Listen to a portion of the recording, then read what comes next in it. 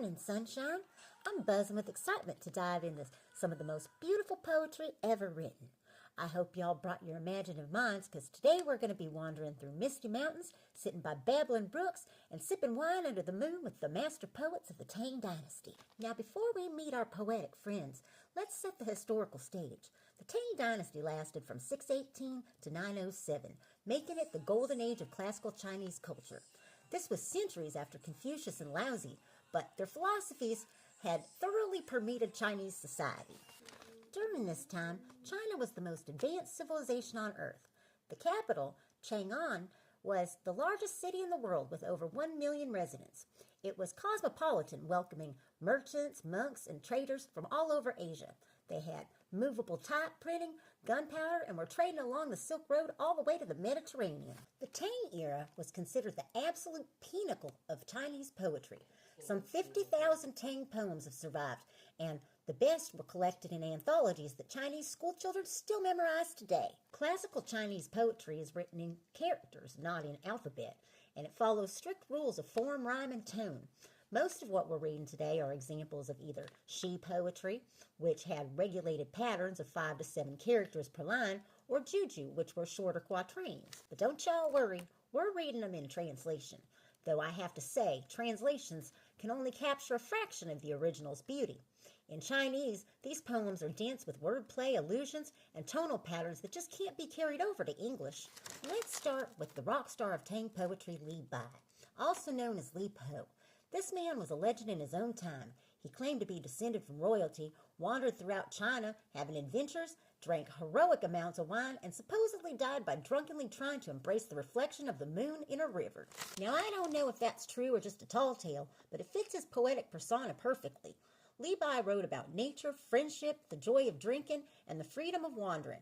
He's associated with what the Chinese call Feng Lu, a free-spirited, almost romantic approach to life. Here's one of his most famous poems, Drinking Alone Beneath the Moon. Among the flowers, a jug of wine, I drink alone with no companion. I raise my cup to invite the moon, and my shadow makes us three. The moon doesn't know how to drink. My shadow only follows my body. For a time, I make merry with the moon and shadow. Spring revelry should end only with spring. I sing, and the moon wavers back and forth. I dance, and my shadow flutters and jumps. While sober, we enjoy ourselves together. After getting drunk, we go our separate ways. Forever bound in wandering without feelings, we'll meet again in the Milky Way far away. Y'all feel that? The playfulness, the solitude that isn't quite loneliness? The way he turns drinking alone into a cosmic celebration with the moon and his shadow? There is definitely a Taoist sensibility here, finding harmony with nature, embracing spontaneity, and recognizing the unity in all things. Li Bai studied Taoism deeply and was influenced by its vision of freedom. Some recurring themes are the grandeur of nature, wine as a gateway to inspiration, friendship and farewell, the freedom of the wandering life, and the impermanence of worldly success. Here's a shorter one called Zanen on Qingting Mountain. The birds have vanished into the sky, and now the last cloud drains away. We sit together, the mountain and I, until only the mountain remains. In just 4 lines, Li Bai gives us a complete meditation experience, the gradual emptying of sensory distraction until only silent presence remains. It's like he's distilled the essence of the Zen Buddhism into 16 words. Now, if Li Bai is the romantic free spirit of Tang poetry, Du Fu is the moral conscience. These two were actually friends for a while, though their poetic styles were quite different. Where Li Bai wrote about transcending the world through wine and wandering, Du Fu wrote about engaging with it through moral commitment and compassion. Du Fu lived through the devastating An Lushan rebellion, which nearly toppled the Tang dynasty and caused millions of deaths. His later poetry reflects this trauma, showing empathy for suffering and a deep concern for social justice. Here's Du Fu's spring view. The country is broken, yet mountains and rivers remain. In the city in spring, grass and trees grow thick. Moved by the moment, flowers splash tears. Resentful of parting, birds startle the heart. The beacon fires have been burning for 3 months. A letter from home would be worth 10,000 pieces of gold. My white hair has been shortened by scratching until it's almost too short to hold a hairpin. The power of this poem lies in its contrast between the enduring beauty of nature and the human suffering of war.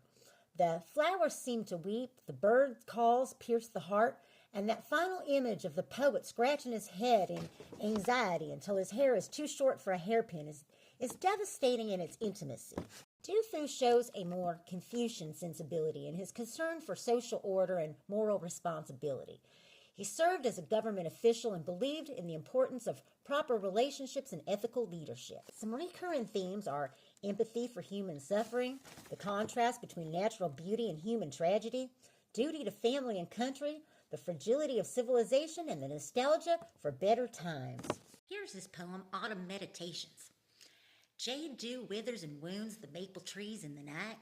On the Shanglin Park, the leaves are fallen. The cold river spreads out clear and vast. This autumn scene calls up poetic feeling. The flowering grasses flourish and then die. The human world, ups and downs, partings and meetings. When will I lean on my staff at the southern window and read my book content with my cares ended? Don't that just break your heart a little? The aging poet observing the cycles of nature, reflecting on the tumult of human affairs and longing for the peace of retirement that he fears may never come. Our third major poet today is Wang Wei, who was not just a poet, but also a painter, musician, and government official. If Li Bai represents the Taoist sensibility and Du Fu the Confucian, Wang Wei brings the Buddhist element. He was a devout Zen Buddhist who wrote with a still meditative quality. Empty mountain, no one to be seen, yet here human sounds echo. Returning sunlight enters the deep forest, shining again on green moss. Just like Li Bai's meditation poem, Wang Wei gives us an entire spiritual experience in just 4 lines. Notice how he doesn't tell us what to think or feel. He simply presents images and lets them resonate in our imagination. Is the park truly empty, or are people present but unseen? The poem holds both possibilities. Some recurring themes in Wang Wei's poetry are the quiet beauty of nature, emptiness and presence, spiritual contemplation, retirement from worldly affairs, and impermanence and acceptance. Wang Wei often uses what we might call negative space in his poems. What isn't said becomes as important as what is, like a minimalist painting when a few brushstrokes suggest an entire landscape. His sparse language creates room for reader imagination. Here's Farewell. Dismounting, I offered you wine and asked, where are you bound? You replied, I have not succeeded in life, and I'm going back to lie down among the southern mountains. Go on, you will ask me no more questions. The white clouds will drift on forever. I just love how this poem captures a moment between friends that feels so real and yet so timeless. One friend is returning to the mountains, giving up on worldly success. The other understands completely, knowing that soon those white clouds will separate them. It's melancholy, but also peaceful, recognizing that each must follow his own path. The influence of Tang poetry extends far beyond China. In the 20th century, poets like Ezra Pound and Gary Snyder were deeply influenced by Chinese poetic aesthetics. The Imagist movement, with its focus on clear, precise images without excessive commentary, owes much to the Tang masters. And Japanese haiku, which we'll study in week 14, evolved partly from Chinese quatrains. What I find most remarkable about Tang poetry is how contemporary it feels despite being over 1,200 years old. These poets speak directly to universal human experiences: friendship, love, the passage of time, the beauty of nature, the search for meaning. They remind us that across vast differences of time and culture, the human heart remains recognizable. Next week, we'll be setting sail for ancient Greece with Homer's Odyssey, a very different kind of literary journey. Instead of concise lyric poems, we'll be diving into a sprawling epic adventure of gods, monsters, and one very determined hero trying to get home.